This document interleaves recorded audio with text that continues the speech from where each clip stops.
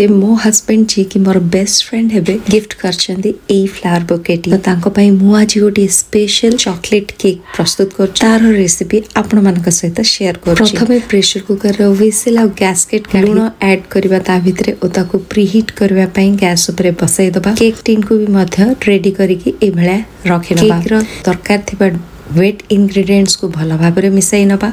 Recipe रो detail caption रे देछि, definitely check कर नेबे। आउ ड्राई इंग्रेडिएंट्स को मध्य ता धरे ए भळा देई ताकू कट एंड फोल्ड मेथड रे मिसेबा और संगे संगे केक टिन रे देई ताकू बहुत केयरफुली प्रेशर कुकर भितरे रखिबा। लीड क्लोज करबा और ताकू 40 टू 45 मिनिट्स मीडियम आंच रे बेक होबा पई छाडी दबा। केक बेक होई गेले ताकू बाहर काढी ठंडा करी ताकू डिमोल्ड करि दबा। आमे केक पई गोटिए गनाश प्रस्तुत करबा। कैप्शन रे देथिबा सब जिंस को ए भळा गुळाई नबा और गैस ऊपर कंटीन्यूअसली ताकू स्टर करी करी आमे 5 मिनिट पई रांधी नबा। तो केते सुंदर हमर चॉकलेट रो गोटिए गनाश प्रस्तुत ही जाईची। केक टिके ठंडा है गले चॉकलेट गनाश ता ऊपर ए भळा ढाळीबा।